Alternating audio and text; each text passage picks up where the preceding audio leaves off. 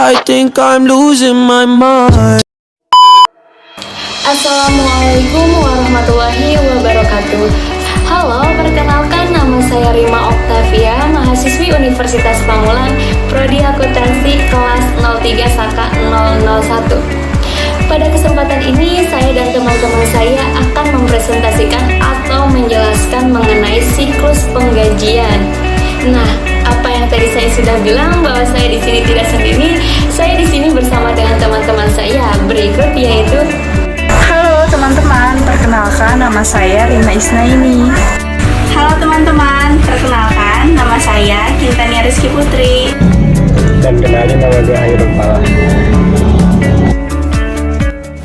Halo teman-teman, dalam subbab ini pada mata kuliah Sistem Informasi Akuntansi kita akan belajar mengenai siklus transaksi bisnis, yaitu siklus penggajian. Apa aja sih yang akan kita pelajari? Oke, di sini kita akan belajar mengenai apa itu siklus penggajian, aktivitas-aktivitas apa saja yang dilakukan dalam siklus penggajian, ancaman-ancaman apa saja dalam pengendaliannya, dan bagaimana flowchart siklus penggajian itu sendiri. Langsung aja, berdasarkan definisi, siklus penggajian merupakan aktivitas bisnis dan pemrosesan data yang berulang dan berkaitan dengan pengolahan karyawan.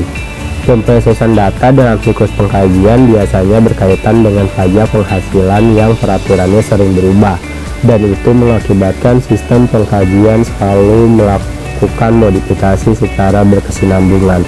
Untuk menetapkan harga, biasanya sistem penggajian mengalokasikan biaya tenaga kerjanya ke produk atau departemen. Next, aktivitas siklus penggajian. Dalam aktivitas siklus penggajian terdapat 7 aktivitas. Yang pertama, melakukan update file induk penggajian. Ini merupakan aktivitas penting dalam siklus penggajian, yaitu mengupdate atau melakukan pembaharuan file terkait dengan penerimaan tenaga pelaksana, pemberhentian karyawan, perubahan tingkat gaji, dan penyesuaian gaji karyawan. Kedua, perubahan tarif dan pajak. Walau jarang terjadi, namun kalau ada pengumuman resmi dari pemerintah terkait perubahan pajak, bagian penggajian akan melakukan perubahan pemotongan pajak sesuai tarif yang berlaku. Ketiga, keabsahan waktu dan data kehadiran. Jadi, informasi ini datang dari berbagai bentuk, seperti yang dimaksud, skema pembayaran, dan peluang untuk menggunakan teknologi informasi. Keempat, menyiapkan daftar penggajian. Data ini diberikan dari masing-masing bagian, kemudian dicocokkan dan diautorisasi oleh penjabat yang berwenang untuk diserahkan ke Departemen Penggajian. Kelima, pembayaran daftar gaji. Pembayaran daftar gaji secara tunai tidak dapat dijamin keamanannya. Oleh karena itu, biasanya beberapa perusahaan melakukan pembayaran gaji dengan via transfer. Keenam, kalkulasi kompensasi dan pajak. Perusahaan wajib memotong pajak penghasilan karyawan yang kemudian disetorkan ke kantor pajak atas nama karyawan tersebut, dan biasanya dipotong juga untuk dana pensiun. Ketujuh, atau yang terakhir, pajak penghasilan dan pemotongan lain-lain. Untuk aktivitas terakhir, membayar pajak penghasilan dan sukarela lainnya, hal ini dilakukan untuk menekan biaya seperti outsourcing dan sumber daya manusia ke Biro Jasa Penggajian dan Organisasi Tenaga Kerja.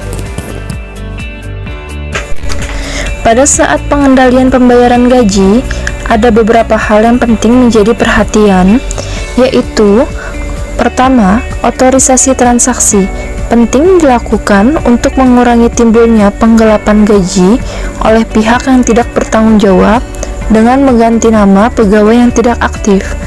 Kedua, pembagian tugas. Tetapkan pembagian tugas yang jelas berikut dengan prosedur kerja yang harus dilakukan seseorang. Ketiga, supervisi. Tindakan tegas seseorang pengawas dapat membuat aturan berjalan dengan tertib. Keempat, catatan akuntansi. Mudah dan jelas dalam melakukan rekam jejak akuntansi. Kelima, pengendalian akses. Setiap orang harus memiliki kepentingan yang jelas akan jika melihat catatan akuntansi. Keenam, verifikasi independen. Lakukan pengawasan terhadap jam kerja, juru bayar, dan buku besar umum, serta unit lain yang berhubungan dengan pengelolaan daftar gaji.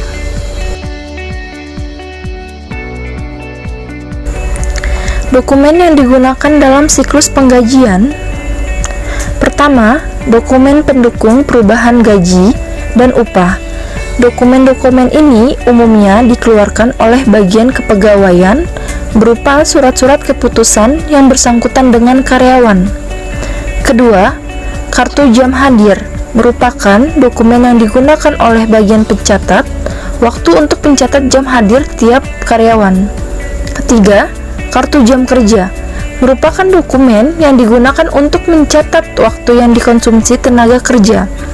Keempat, daftar gaji dan daftar upah merupakan dokumen yang berjumlah gaji dan upah bruto tiap karyawan.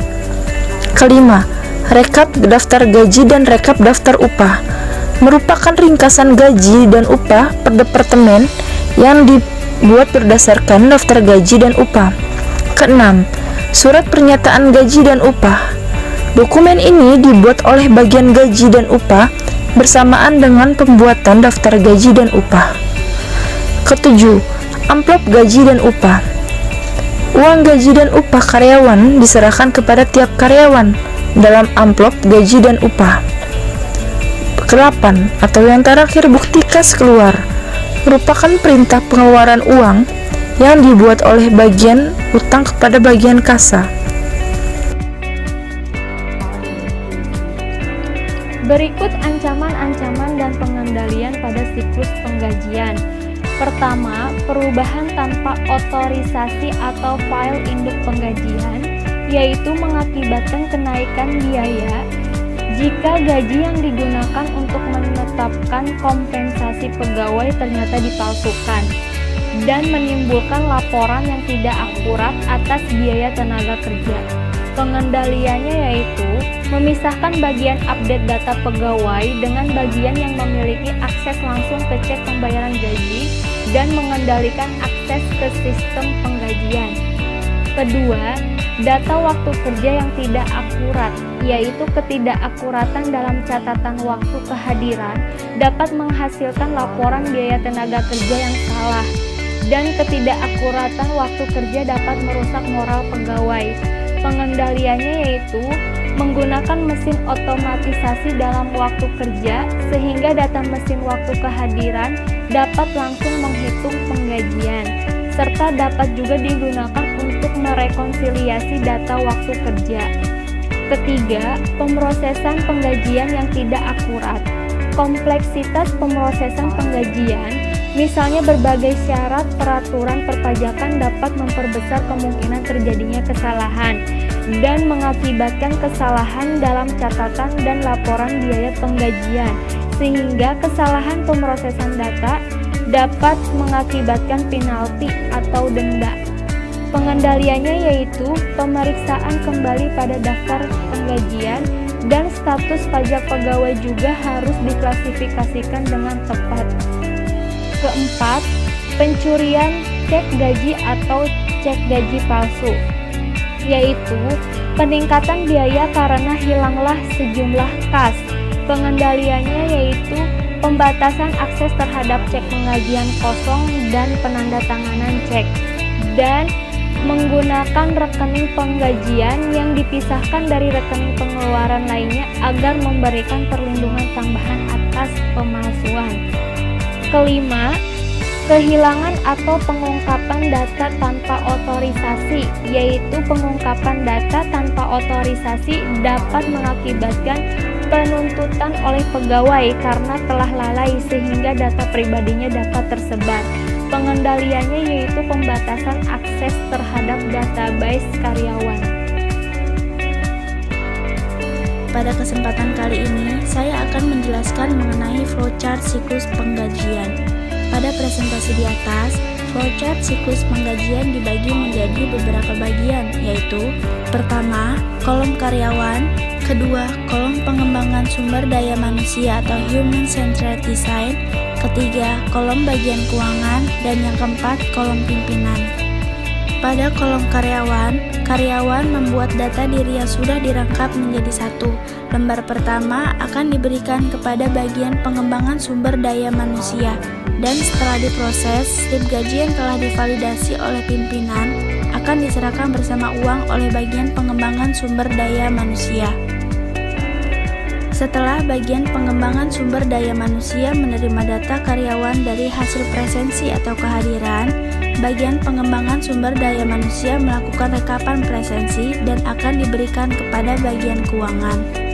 Setelah rekapan presensi diterima oleh bagian pengembangan sumber daya manusia, bagian keuangan akan membuat slip gaji yang dirangkap menjadi 3. Lembar pertama sebagai dasar bagian keuangan membuat laporan penggajian. Lembar kedua sebagai arsip dan lembar ketiga akan diserahkan kepada manajer.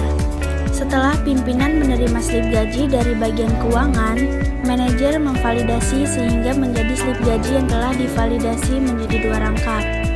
Lembar pertama sebagai arsip, lembar kedua diberikan kepada bagian pengembangan sumber daya manusia yang nantinya akan diserahkan ke karyawan. Dan pihak manajer juga akan menerima laporan penggajian dari bagian keuangan. Terima kasih. Jangan di skip, pokoknya jangan di skip.